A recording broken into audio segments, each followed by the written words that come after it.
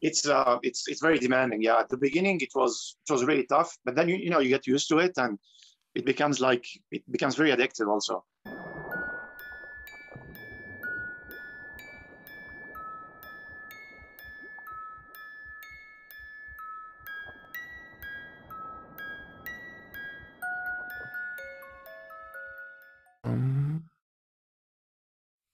All right, perfect.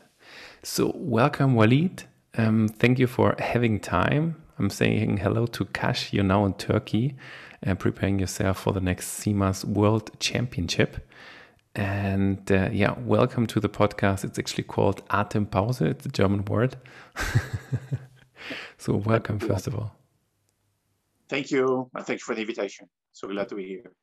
Perfect. Thank you very much. I'm super happy to see you now live. Okay, yes, we're doing it online, but I'm following you already for a couple of months, maybe actually more than 2 years already. And I'm following the progress that you're going through.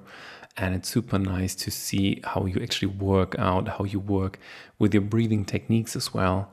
And well, congratulations from this side as well. In January, you were setting up a new world record, doing variable weight in Sharm el-Sheikh with Andrea to 150 meters, which is really super, super cool and incredible. Just before our interview, I watched again the video of you achieving this world record. So congratulations. Thank you so much. Yeah, Thank you too. That's super, super nice. So first of all, especially for our listeners who are more focused into breathing, how can you introduce yourself to our listeners? My name is Walid. I'm a free diver. I'm a professional free diver. So I basically train and compete and train for record attempts. I'm originally from Tunisia. I was born in France and raised in Tunisia. But I've been living in South America for the last 16 years or so. Yeah, and that's pretty much it, I think. Okay, so you're actually based in Medellin, right?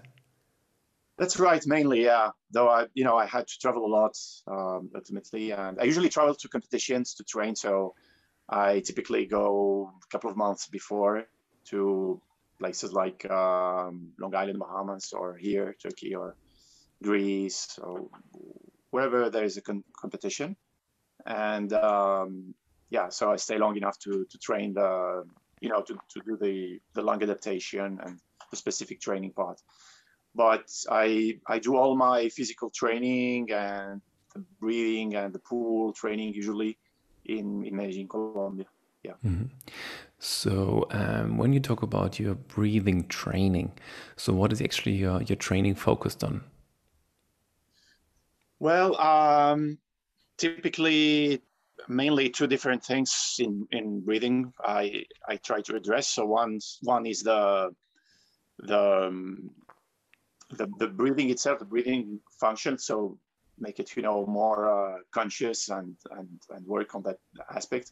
And then the other aspect I work a lot on is the strengthening of the respiratory muscles, of the breathing muscles, and making them more flexible. So yeah, I try to work these two aspects together. Same as for my physical training also. So flexibility and strength all together. So when we talk about flexibility and your breathing muscles and your rib cage and everything, so can you just point out maybe 2 exercises that you do? They don't have to be your most favorite, but maybe your most valuable exercises that you do. Well, I do a lot of different exercises. One part is I would say the typical, stretching we do for respiratory muscles, like basically inflating the lungs and deflating the lungs. So doing that, working on that range of movement. I do also some kind of specific work on the lungs using, for instance, the bridge, that bridge we lie on and to open up the chest and work on the diaphragm also. I also use some kind of massage with the hands or the fingers on the diaphragm itself and the rib cage. So it's a lot of different exercises that I combine together. But yeah, I mean, or packing also, and reverse packing, I use them also for stretching purposes. Yeah, that's pretty much it.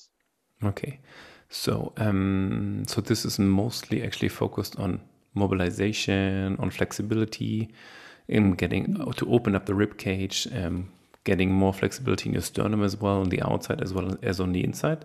Because just for an explanation, as soon as you start to descend and go really deep as you go, yeah, so you have an immense pressure around you, and your chest gets compressed quickly. So you don't want to have any kind of negative feeling in your chest, and so you're working out with your chest a lot.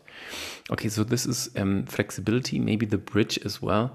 Some hate it a lot, okay, to do that on the backside. I was trying it a lot with a ball, you know. That's just some balls you can actually work on in the beginning as well, because when I think about the bridge itself, yeah, it doesn't feel like a very good positive training. That it really feels good to really, you know, put your back on wood. It's very demanding. Yeah, at the beginning it was really tough, but then you know you get used to it, and it becomes very addictive. Also, I really enjoy now the feeling of being, you know, lying there and being able to breathe all the way up. It's if you do it every day on a daily basis, you know, it's like any other exercise. It becomes a bit more pleasant. Okay, and so this is mobility and stretching. So when you talk about actually strengthening up your breathing muscles, what kind of training are you focused on there? Well, you know, I do a lot of exercises like breath of fire, or these kind of more aggressive kind of breathing. Some exercises from Kundalini yoga also, you know, combining breathing with explosive movements, for instance, of the arms or the elbows or the shoulders, combining with quick breathing. And breath of fire, as I said, also is something I use a lot to work on my diaphragm and of the abdominal area.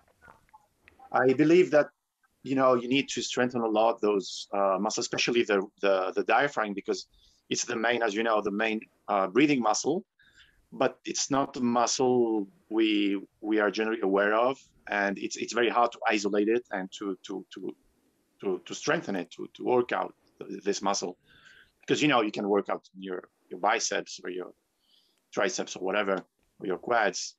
It's easier. We have exercises for that. But for the diaphragm, it's much more difficult, because we don't see it. It's in there. It's inside. So, but I believe it's very important to strengthen it. A lot of issues people have with their breathing, or people in general, I'm not talking about freedivers, are linked to weakness in their respiratory muscles, especially mainly the diaphragm.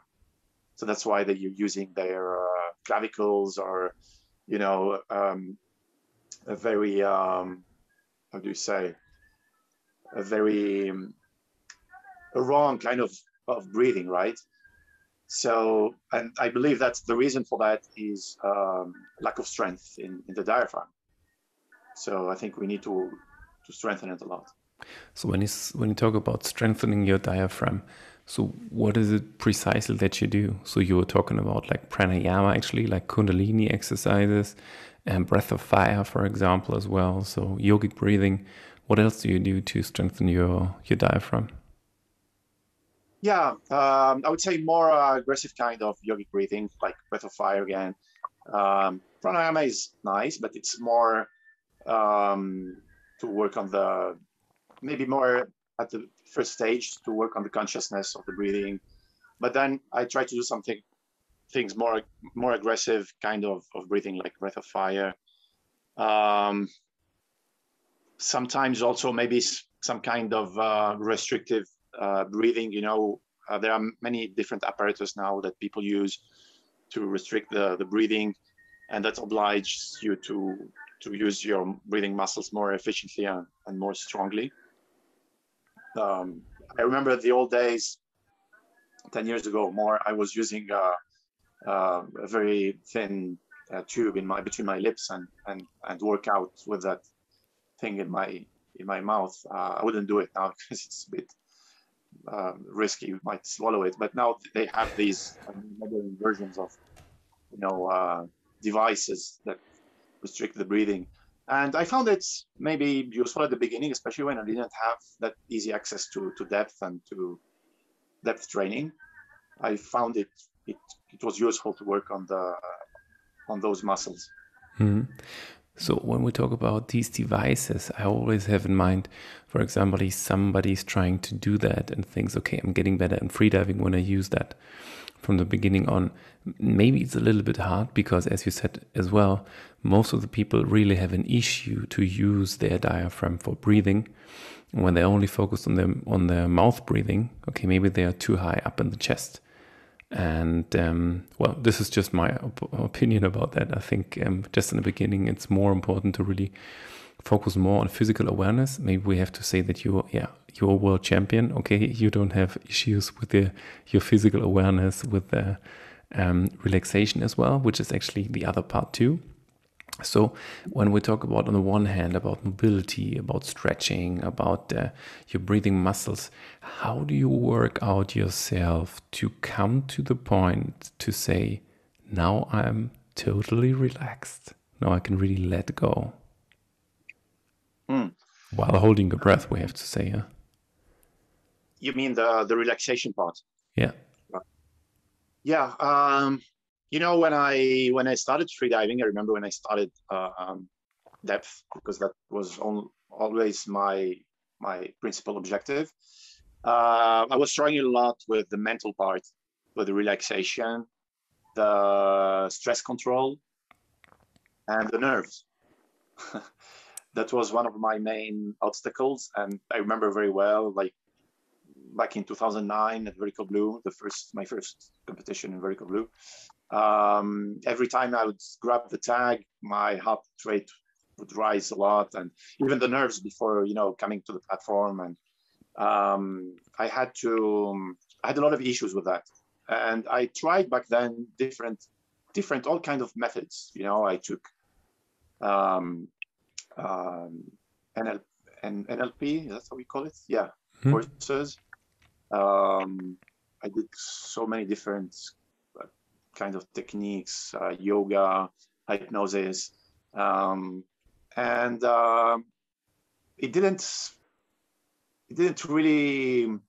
it wasn't really very useful, I think.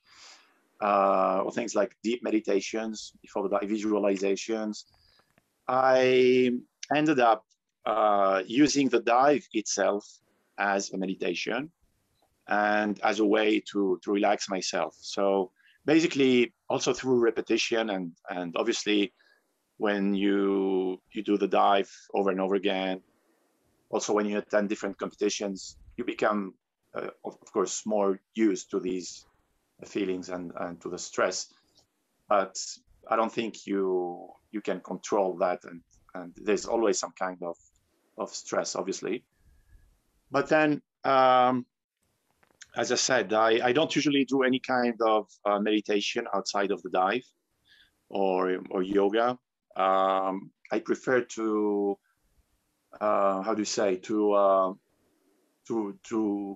to make the dive itself my meditation, and it's a way for me to really release the tension or any kind of issues or problems I have. So I really use that moment, those 3-4 minutes during a long dive, a deep dive, in order to completely relax, as a therapy in a sense.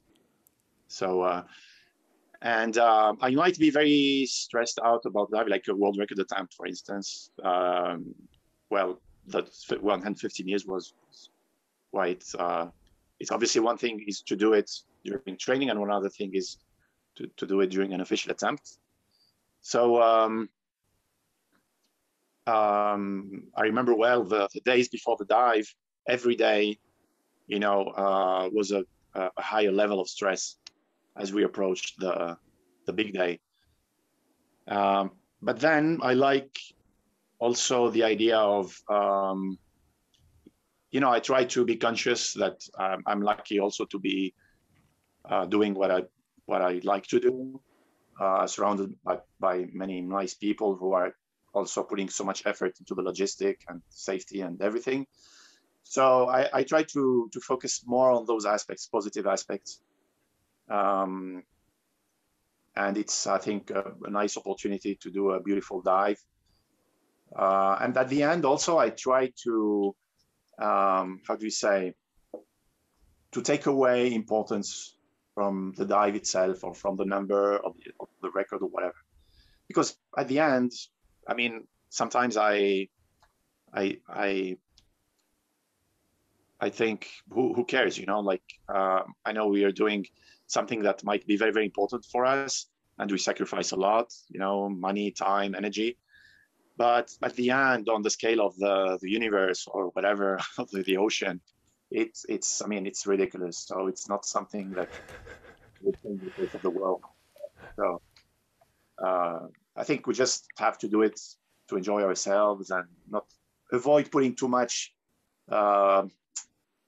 importance, to give it too much importance, or by the same time trying to do it in a good way, of course, and I try to do things well. So that's a super nice point, because just this morning at 7 a.m. I had another interview with a person who was he's doing these race across America competitions, and he was winning them a couple of times, and he actually almost said the same as you did right now. So he said it's incredible for us humans sometimes, but if somebody from outside looks at us, they just think, so what? Nothing's changing with the world because of that. So the importance is more in us, right? Yeah, exactly. Yeah, I sometimes think about a deep animal like a whale or a seal who might be watching us from below, and all those funny humans trying to do repetitions of 60, 80, 100 meters, 150, whatever. They must be laughing at us. Or I think about this image before going to a dive, and I just relax and go for it. Cool. That's a very nice mental skill that you're actually explaining at the moment. So this is cool. Yeah, as I told you, the beginning was very stressful, and it was my main barrier. But I realized that the more things I would do outside of the dive, like yoga, hypnosis, meditation, visualization, all these, and the more stressful actually it becomes. You have to be very careful with this kind of techniques, because sometimes they use them in other sports or other fields, like sales or whatever. But our sport is very, very, very specific, and it's quite different. So you are about to do something that nobody has done before. Sorry, and at the same time, you got to do it, in a very natural manner, as if it was a walk in the park. So it's not easy to reach that level of relaxation. So what I ask myself right now, I mean, you were talking a little bit about stress, about extreme situations, about situations that maybe no other human did before. So how do you handle these situations of high stress or maybe even panic, fear? Yeah, I think one thing that helped me a lot in that aspect was all those years in San Andres Island in Colombia, where I had to be the organizer of the competitions and at the same time compete if I had the possibility to. Not always, because sometimes it was too overwhelming, of course, and I had to cancel my dives. But actually, till today, I think some of my best dives and even the deepest have been realized during those competitions. I was organizing at the same time. which some people sometimes like find like maybe weird or astonishing. But I think I was in such I was obviously stressed out due to the organization. You know, we had to deal with different kind of issues, money, safety of the athletes. You know how it is. But at the same time, I think the positive aspect was that the least of my concerns was my dive. Okay, so I usually would put all my energy in solving the problems of the day, of the logistic, and of the organization. And if I had the time at some point, maybe at 10 or 11 a.m., obviously I was on the start list and stuff, I would do my dive, but sometimes I would cancel because sometimes it's obviously not possible. It's too much stress. But what I mean is my dive didn't have any kind of importance to say, you know, it was really not important. So it's funny because during this competition, as I said, I did my best free immersion dives and concentrate dives. Probably the deepest, even my PBs actually. And it was a total, I mean, if you look at it from the outside, it was a total mess. It was such a complex situation to manage. But as soon as I arrived in the competition zone 5 minutes before and grabbed the rope to, you know, start my breathe up and stuff, I was completely transformed and it completely leave behind all the issues and the problems and focus on my dive. And as I said, it was a way for me to forget about all this stress and pain, because it was really painful and extremely, yeah.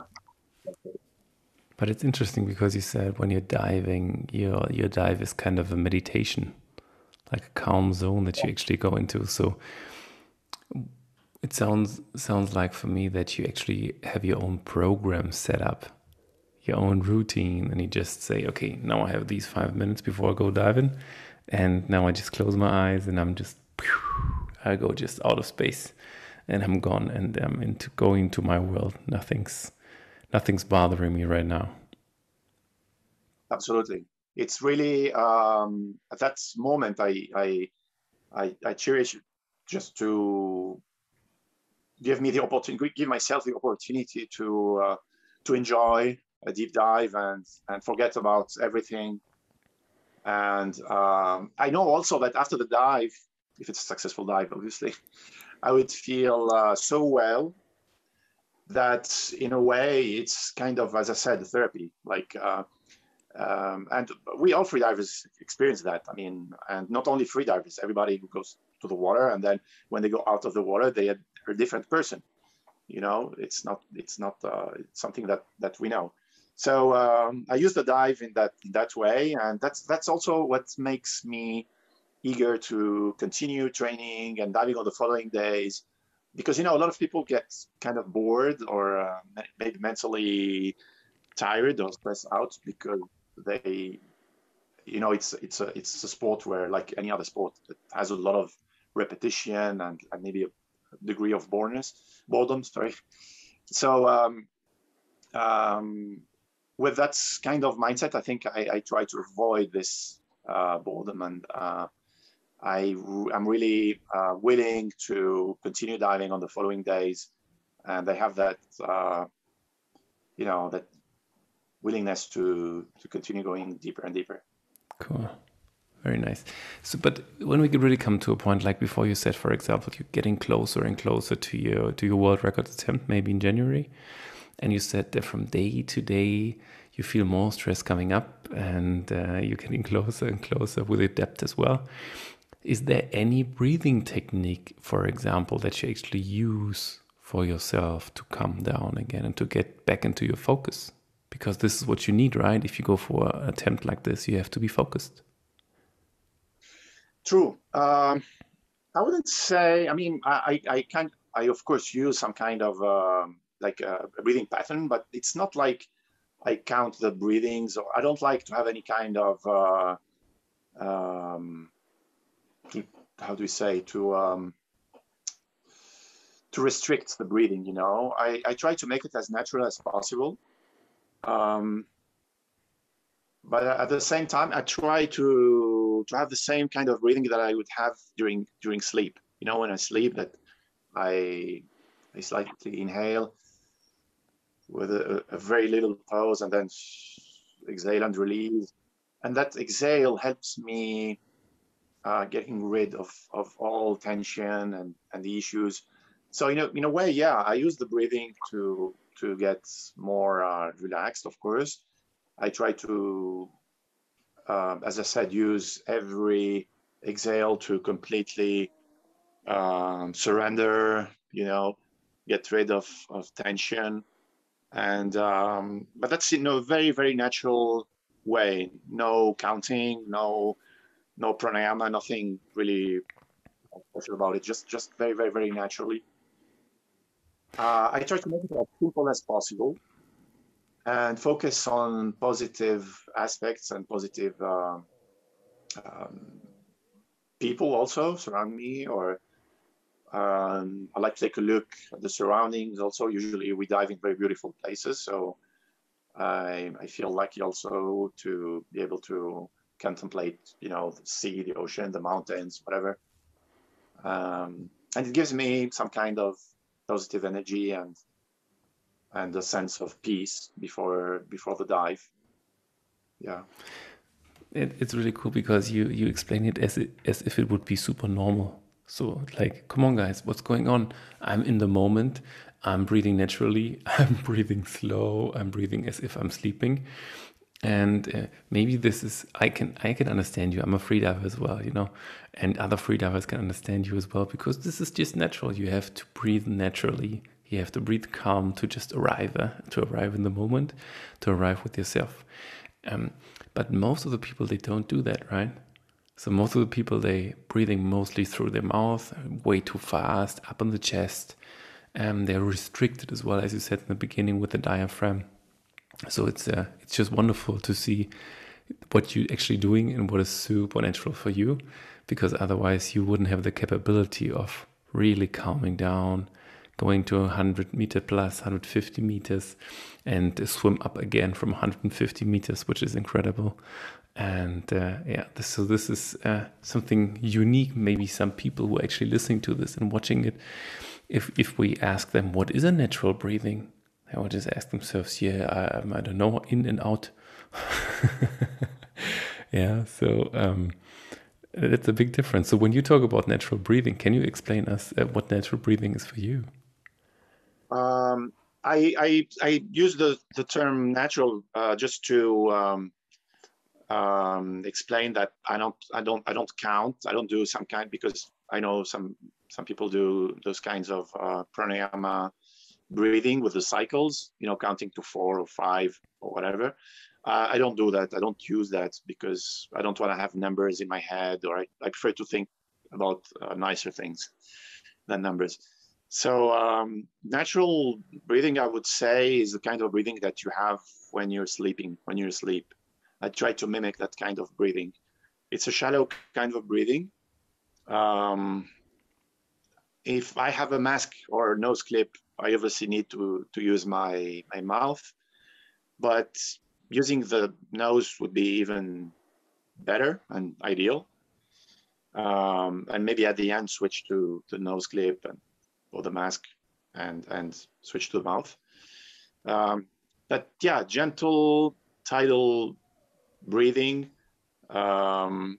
focusing, I would say, more on the exhale in a sense, because I feel that the exhale allows us to really release and relax, So yeah, it's just I try to remember, or I try to make myself, I'm on the rope, or well, maybe lying on my back, but I feel like I'm in my bed, sleeping, about to fall asleep. So for the people who cannot see Walid at the moment and not the 20 minutes before, he's not breathing at all through his chest. So his chest is super calm.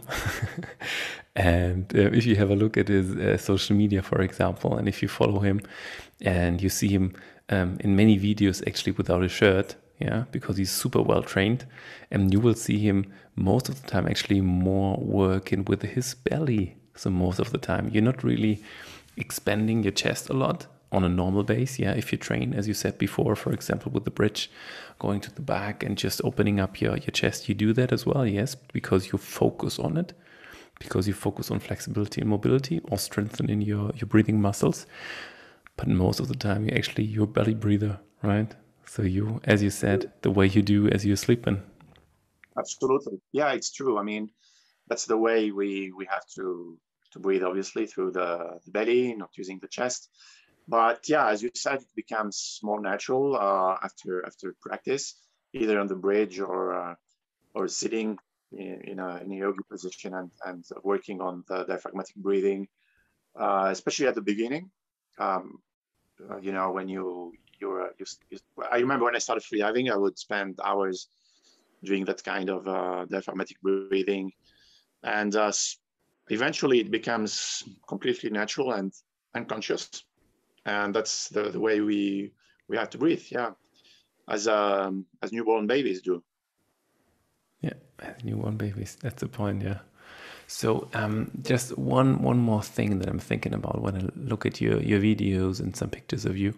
What you're actually doing, you're doing a specific movement. So you actually, for example, you're sitting on the bottom, okay, like in lotus, for example, and then you're exhaling strongly, entirely, and then you putting up your chest a little bit, your head leans forward, and you're pulling up your diaphragm.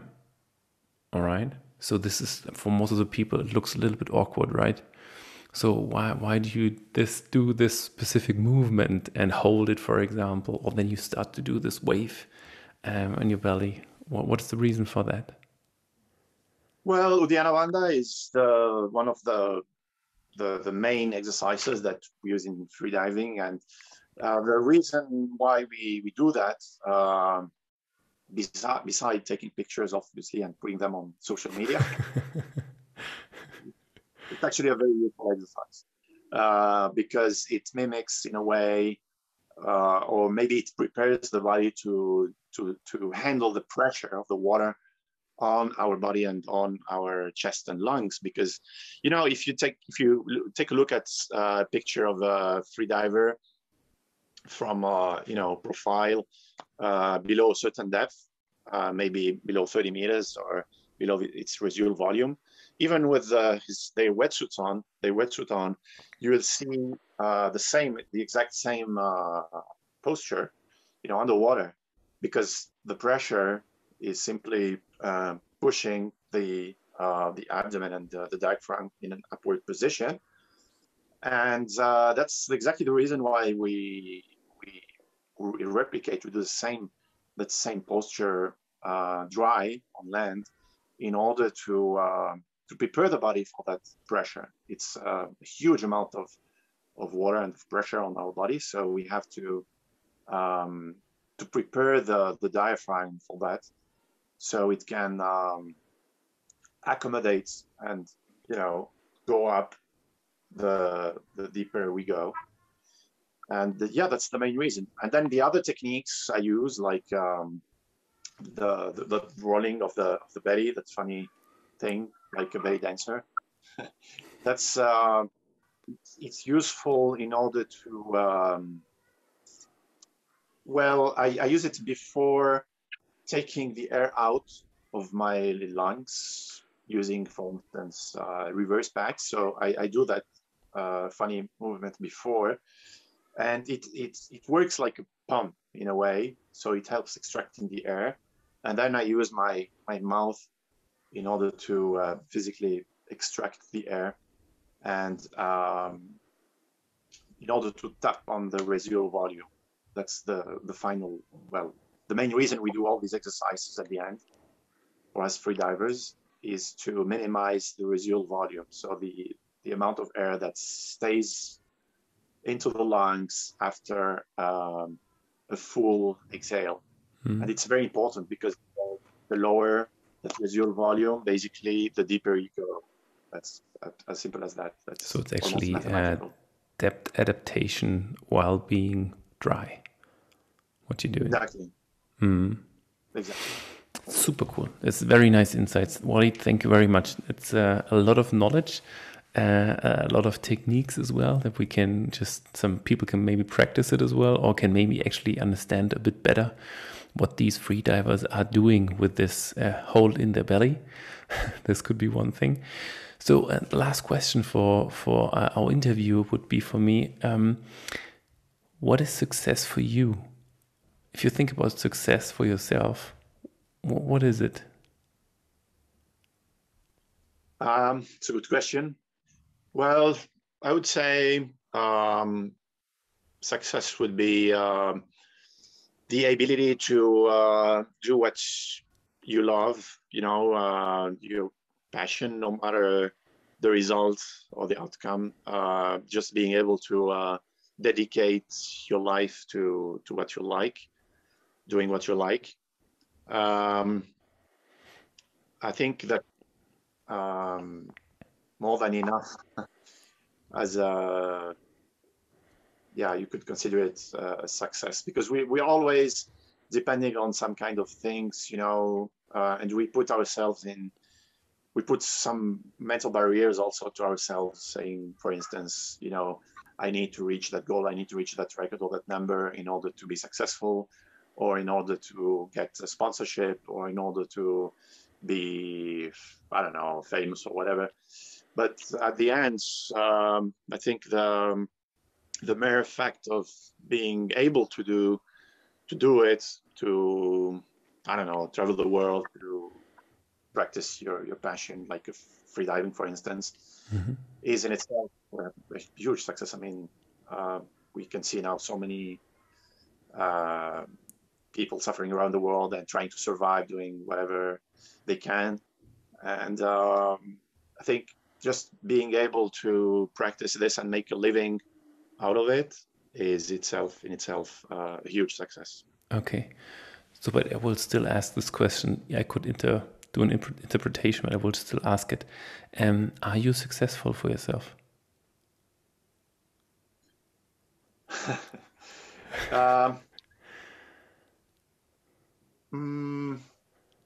I'm still working on it.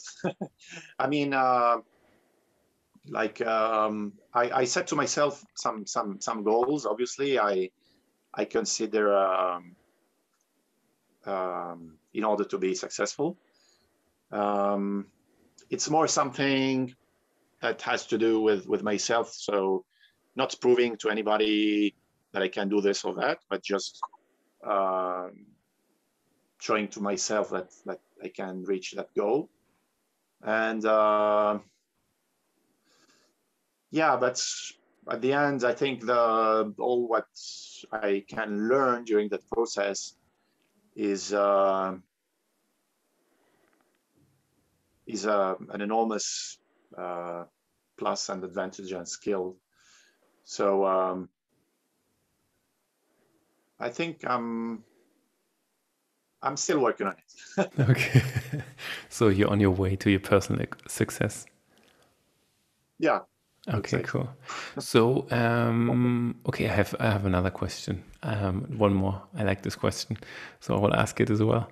So, what are 2 or maybe 3 things that make you happy?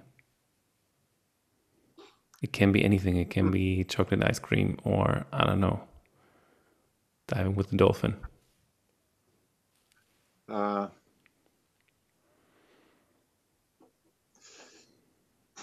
Well, I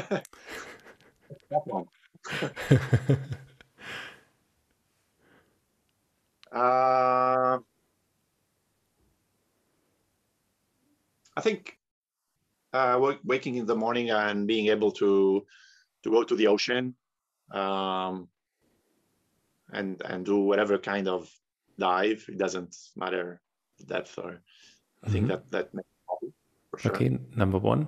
Number 2? Number 2, seeing the persons that I love or care for being happy also makes me happy, of course. Last but not least, number 3. Number 3. uh, a nice plate of food, a good dish. Okay. Do you have a specific one in mind when you talk about a nice dish of food? The Turkish cuisine is amazing. The Turkish cuisine is amazing. So I okay, don't want to leave this. okay, so you're still exploring more kinds of food. Yeah, Okay. yeah. Cool. Walid, thank you very much for your time. Thank you very much for all the insights, especially from our world record diver as well. What happens in your head? How do you handle all these situations? It was a pleasure talking to you. Thank you very much. And I will reflect on what you said as well and try to integrate some things into my training. Thank you, Timo. I hope it will be useful to the listeners, and thank you a lot for the invitation. You're welcome. So if you want to know more about Walid, I will just leave some links from him as well in the comments down here in the description. And then you can just check out and follow him. He just said in October there's the next competition, and you can just see how he's doing, what he's going to be, what kind of attempts he wants to do. So just follow him as well on Instagram as well, under WALID BOUDHIAF. Do I pronounce it right, Walid? Yeah, perfect. I know it's hard to spell, but you pronounce it right. Okay. Otherwise, you will find it as one description. All right. So thank you very much for listening. And I hope to see you soon or listen to you soon in the Atempause podcast. Thank you very much. Thank you, Timo.